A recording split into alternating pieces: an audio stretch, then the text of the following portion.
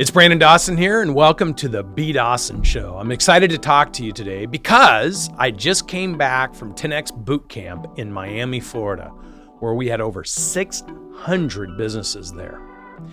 And the subject of this podcast is specifically action with intent. Now, people ask me, what does that mean? How would I define that? And I will tell you, this is how I define it. People go through their day doing things, hoping, wishing, thinking they'd like to accomplish something. For the most part, they get disappointed as they struggle accomplishing whatever they hope, think, or might be able to do. See, those words, hope, think, might, those aren't actionable words. Those aren't intentionable words. Did I say that word right? Intentionable? Maybe I made that up. I don't know. 2.4 GPA, but I'm going to give it to you real. So think about this. The way I think, I'll frame the dichotomy of two different thought processes. Have you ever talked to somebody that says, one day I'd like to be a millionaire. I'd like to be able to do stuff for my family. I would like to be able to provide for my family.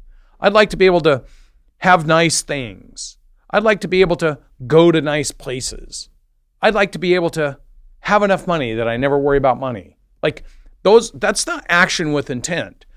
Being specific and intentional says, in 5 years, I'm going to accomplish something different than I've accomplished before, and I'm going to be worth $5 million or $1 million, or I'm going to own a home that's a $500,000 home, and I'm going to be very intentful, like action with intent. So having goals, being very clear what those goals are, and then putting all the activity and action behind that in order to accomplish what you want.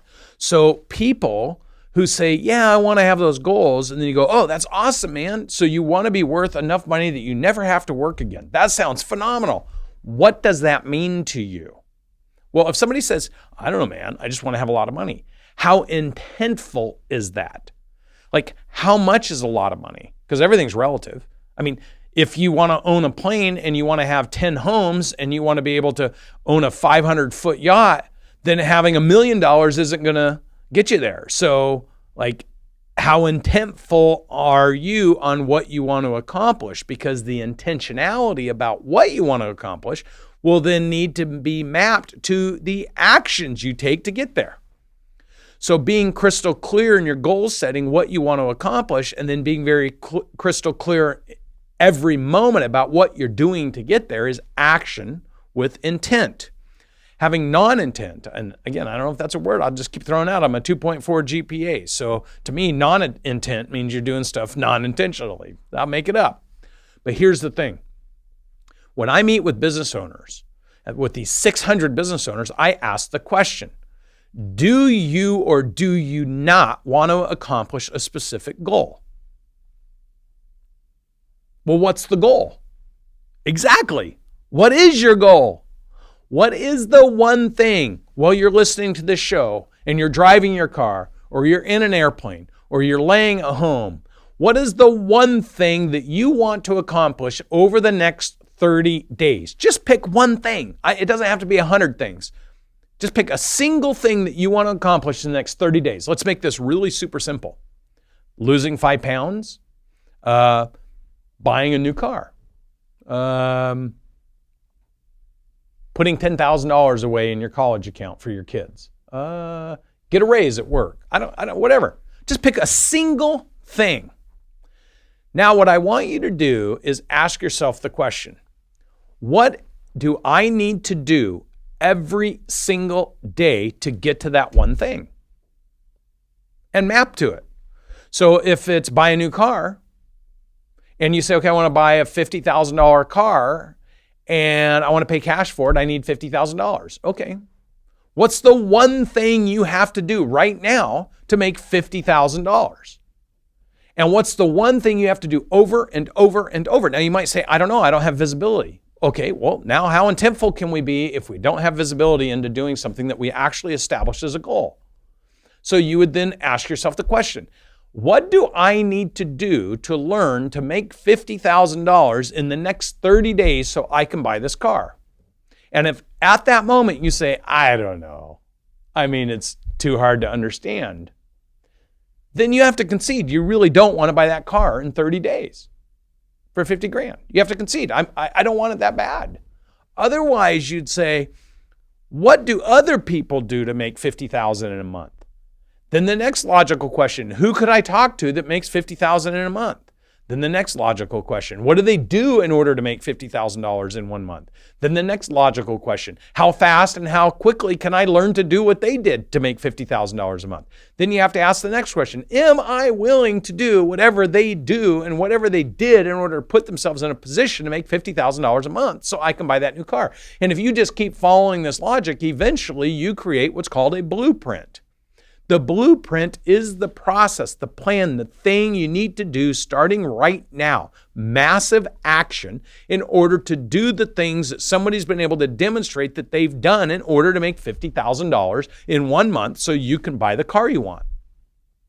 If you start thinking of your goals that way, now give yourself more time. Obviously, if you say, I got to learn that stuff. I got to do that stuff. I got to go out and cut my teeth and practice, drill, practice, rehearse. I got to perfect the process. So I can't do it in 30 days, but I could do it in 6 months, or I could do it in 9 months, or I can do it in 1 year, or I can get myself in a position to do that in 18 months. It doesn't matter.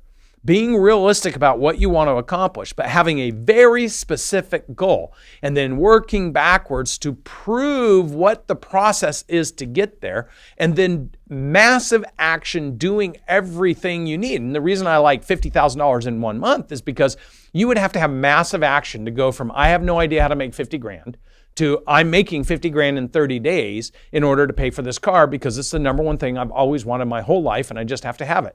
Then the question is, what kind of massive action do you need to take at what level of impact, what level of effectiveness in order for you to be able to make $50,000 in 30 days?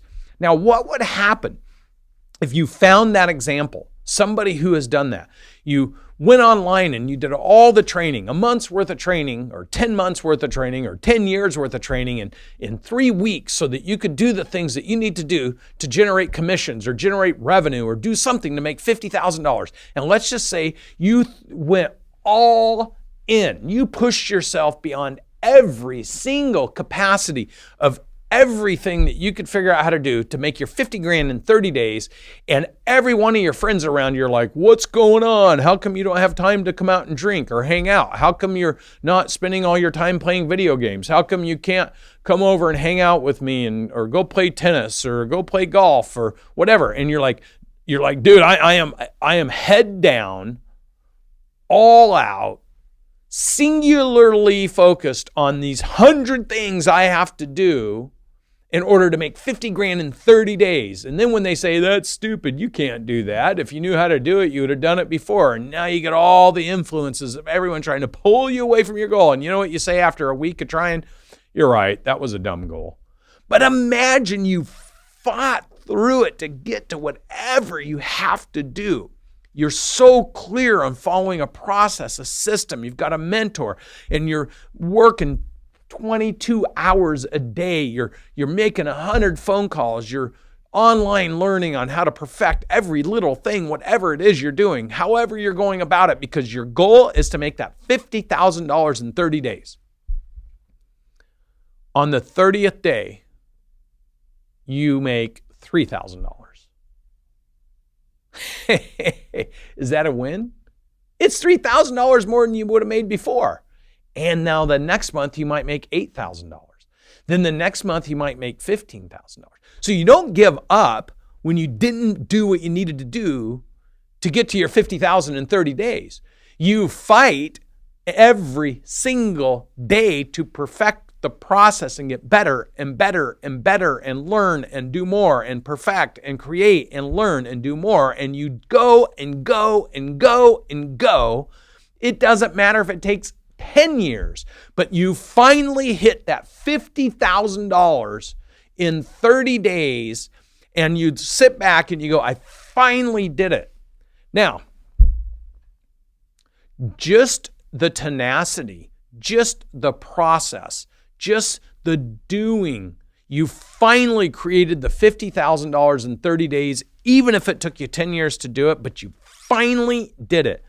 That's action with intent. You knew exactly what you wanted to accomplish. You knew exactly what you're trying to do to get there. And you knew the delta between dreaming about it would happening and forcing it to happen was all the things you needed to do with the level of intentionality, the level of just pushing yourself so that you could hit that goal. And if you hit the goal in 3 months, you'd say, you know what? I just hit 50,000 in 3 months. I am thinking way too small. I'm going after 500,000. If it took you 10 years and you hit it, you might say, man, that was a lot of work to get there, but I did it. And now you know how to do it, which means you could cut the 8 or 9 years out of everybody else's attempt to get to 50,000 a month. And you could create a whole life showing thousands of people how to go from $0 to $50,000 a month, teaching them to only do the things that you did to get there, and then creating a path for other people to do it 90 times faster. Then you'll become wealthy. See, true wealth follows people who solve big problems. I've said this before. True wealth doesn't go to salespeople. True wealth doesn't go to people with big degrees. True wealth goes to people who have great people skills, great interpersonal skills, and have great education that combined, they use that to solve big problems. When you can solve big problems and be an example to that, you have the opportunity to create so much wealth because you will magnetize people to you so you can give them action with intent and learn to do what you did and how to get those breakthroughs bigger, better, and faster. And in the process of you teaching that to hundreds of people, you will continue to press yourself, and then your 50,000 in a month will go to 100,000. Then it'll go to 500,000. Then it'll go to 5 million because you set that goal with so much intentionality. The more you accomplish your goals, the higher you elevate your belief. The more effective you become at accelerating and doing things that create value, the more you believe you can do more things. And then when you take all that learning that you're teaching yourself and pushing yourself to do, me leadership, you then create a blueprint to create we leadership, bringing people along with you and showing them how to do what you did that all started with a crazy, crazy idea of making $50,000 in 30 days. But if you don't have the thought, I want to make $50,000 in 30 days, where do I learn to do it? Who do I look to that has done it? What do I need to learn? What's the blueprint for me to do it? How do I build the concepts into it? How do I start acting on it? How do I start creating movement and momentum and synergy in the process of going about it? All the questions you have to answer to yourself as you strive to a very intentional, very specific goal, all that energy and momentum, and then you find the success, you are now the blueprint, the beacon, the example to other people on how to do it. So all you need to do then is decide personally, professionally, and financially what you exactly want to accomplish. Don't think too big and don't be vague. I've never met anybody actually accomplish a significant goal that says, I hope I can become a millionaire. I hope I can own my own jet one day. I hope I could be able to buy a boat. I hope my family's well taken care of. Nothing happens with hope. Things only happen with action. So when I say action with intent, I'm being very specific about two words, intent and action. To the extent that you identify exactly what you want to accomplish, exactly when you want to accomplish it, and exactly what that picture looks like so that you have it in your mind. If you truly are committed to that, then you will start doing every single thing in the now to develop whatever you have to develop to fight to win to get to that spot. I also say everything starts somewhere, everything ends somewhere, and it's everything that happens in the middle that's exciting, that propels you forward, or that pulls you back and away from what you say very intentfully, this is my goal. Action with intent is having something intentful that you want to fulfill, you want to accomplish, you want to do. The action is this granular step-by-step process of learning, developing, applying, relearning, redeveloping, applying, failing, learning, developing, applying, that cycle over and over and over, relentlessly, until you figure out mechanically one little thing at a time, until something becomes successful that you can identify that this moved you in that cycle towards success. You document that, you document what that one thing was, and then you do it again, you do it again, you do it again, and eventually you build the bridge from where you're at to what your intentional deliverable is. And when you do that, you now learn how to be an architect of building bridges. You learn how to be a construction expert on how to build the things necessary for the bridge to be built. You learn all these things, but most importantly, you learn the gift of creating a thought and being all in and committed to everything you do each and every day, and all you do through everyone that's doing it, to propel you to succeed at what that thought is. The more vague that thought is, you are guaranteed not to accomplish it because you don't know what you're driving to. So the quality of your result will be in direct proportion to the quality of your questions. So if you are vague about what the result is, your questions will be vague. You will not find people who can help you, who can teach you, who can show you, who can assist you, who can guide you, who can mentor you. That won't be available to you because you don't know what question you're asking. Therefore, you can't filter to the person who actually has knowledge to assist you. So if you're clear on your picture and you're intentful about accomplishing it, and you start putting massive action into that, and you're paying attention to where you want to go and where you're at, the quality of your questions of others will dictate the quality of the results because of the information you get to move you into the spectrum of success.